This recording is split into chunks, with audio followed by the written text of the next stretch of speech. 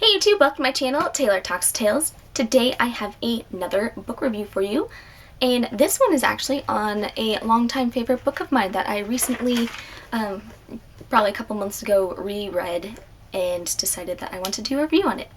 So, today we're going to be talking about The Reapers Are the Angels by Alden. I'm going to read the back to you and then we're going to get started. For 25 years, civilization has survived in meager enclaves, guarded against the plague of the dead. A young woman named Temple wanders this blighted landscape, keeping to herself and keeping her demons inside her heart. She can't remember a time before the zombies, but she does remember an old man who took her in and the younger brother she cared for until the tragedy that set her off on her personal journey towards redemption. Moving back and forth between the insulated remnants of society and the brutal frontier beyond, Temple must decide where ultimately to make a home and find the salvation she seeks.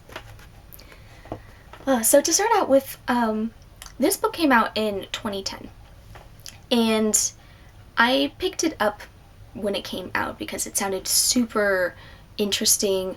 I just started getting more into young adult fiction because, funny enough, this was marketed as young adult, even though I disagree with that. It should be an adult book, and I adored the title. I think it's one of my favorite titles of a book. It just sounds so evocative and just dark, and I just really appreciated that. And so I picked it up and I read it my freshman year of college, and so it always has a little bit of a nostalgic factor for me, and I'll just always remember that. And then I read it a few years after,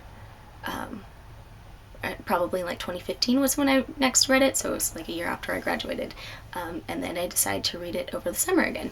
Because it's a short book. It's only about 230 pages or so, and it's a pretty fast-paced read. It's quick to get through, but that doesn't mean that the story is simple or easy or anything like that. It's actually, there's a lot of depth to this book. So in this book, we follow a character. Main character's name is Temple. She's 15 years old. She doesn't know a life before zombies.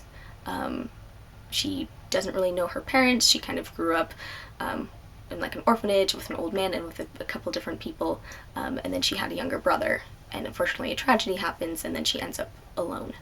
And so at the beginning of the book, she starts out with, she's basically on her own island, living there, and it's sort of a peaceful existence until then zombies start washing on shore, and then she realizes this may not be the safest place because she's basically on an isolated island, and if they swarmed the island, she would be stuck. So she decides to leave, and she kind of was trying to figure out where to go next because she is alone. And Temple's a very strong character. She's very vibrant. She's independent. She's smart, even if she's not necessarily well educated. She also is very broken, and you can just feel this loneliness in her and this desire to kind of fill the hole up that she has with something and people, because really the heart of this book is, it's about people, and it's about her and finding where she belongs and finding redemption and all of that. Because kind of like in The Road, where the apocalypse is the backdrop of this story. Yes, there are lots of zombies in it, and there's some zombie action, and there's, gore and scenes like that, but it's not the primary motivator, or, it's not really driving the story. It's the people driving the story. And ultimately, she runs into a wide variety of different characters. At one point, she ends up at a place where there's a man who tries to assault her, and she kills him out of self-defense. And unfortunately, the man's brother then starts tracking her down to kill her. So that's pretty much the big story in this, is her trying to find a place while also escaping this man who's just bent on killing her because he believes he's been wronged because she killed his brother. Even if it was in self-defense, he's just mindlessly going after her, and it's sort of, there's an interaction between the two of them throughout the story that's very interesting. And yeah, this book is just, it's beautiful. It's very literary. It's kind of almost a mix of genres in a way, because you have sci-fi elements, you have horror elements, but you also have a lot of introspection, and you have a lot of characters, and there's maybe even an element of like a western to it, an adventure and all of that. So it just, there's a lot to it despite its fairly small size.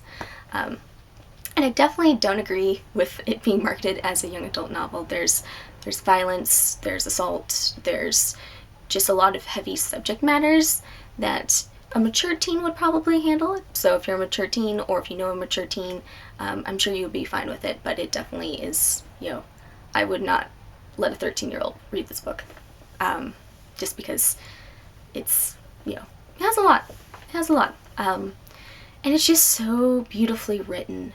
There are so many quotable passages and some amazing descriptions, and I just fell in love with it. And in fact, I'm going to read a couple of those passages because I just want you to know how pretty and how thoughtful and thought-provoking this book is. So this is towards the beginning of the book when she's on the island with the lighthouse. It was a deep night when she saw it, but the moon was so bright it cast hard shadows everywhere on the island. A school of tiny fish all darting around like marbles in a chalk circle, and they were lit up electric. Mostly silver, but some gold and pink too. They came and danced around her ankles, and she could feel their little electric fish bodies, and it was like she was standing under the moon and in the moon at the same time. Yeah, I don't know, I just really like the whole scene with the fish and being on the island is just gorgeous to me.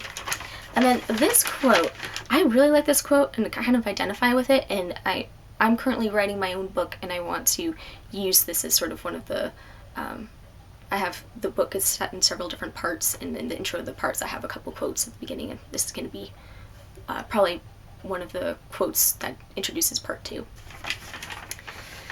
A noisy parade of memories that first struck her because of the way they play themselves out.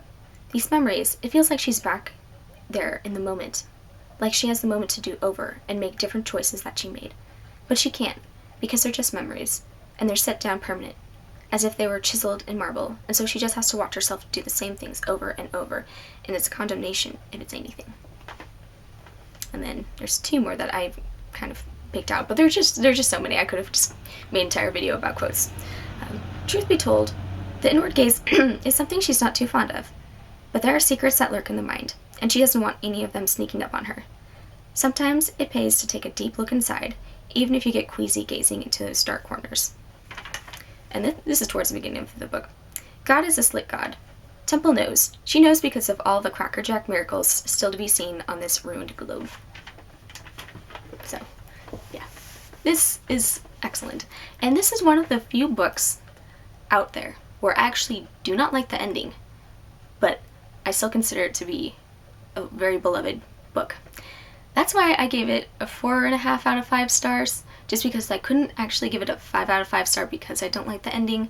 I've read this book 3 times now, and each time I get to the end I just want to throw it to the wall because something happens that I didn't want to happen, and it just fills me with rage because I wanted it to go in a different direction and it didn't. But I still think you should check it out, and I know some people appreciated the ending, some people hate it. That's why I did want to mention it in the video, that it starts going in a direction that I think the majority of people aren't going to like.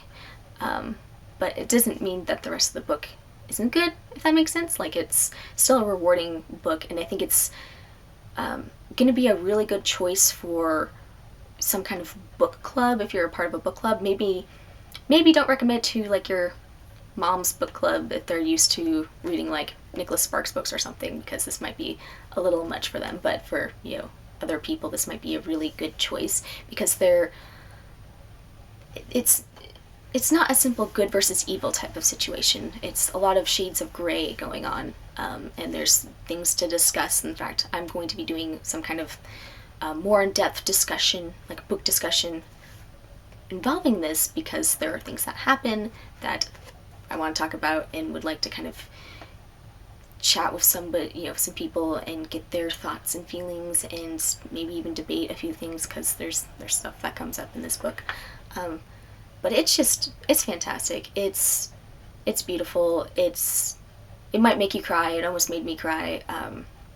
It's engaging. It makes you think what it means to be human, which I know it sounds cheesy because I've already used that line in another book, but I do think that is one of the reasons why I'm really drawn to post-apocalyptic fiction, because it just challenges you and it makes you think about your own lives right now. It makes you think about what you would do in the situation, and I think that's why the genre, the subgenre resonates so much with me. And of course the zombie action is entertaining in this, and so I definitely recommend it to basically anybody, as long as you're going into sort of a dark, at times very sad book. So overall, thank you so much for checking my video out. Again, highly recommend this. Apparently there's supposed to be a sequel to this. I don't know how that could be, because it says Reapers Are the Angels #1. It might be maybe a companion novel or something. I haven't heard anything in years about it, but that's just according to Goodreads. So if it does come out, I'm definitely going to pick it up. I've also been wanting to check out more of Alden Bell's work because I was just very pleased with this book. So thank you so much for taking the time to watch my review of Reapers Are the Angels. Please like, comment, subscribe. Let me know if you've read it, and if so, what your thoughts and opinions were on it. And then stay tuned. At some point I'm going to have that more in-depth discussion about the book.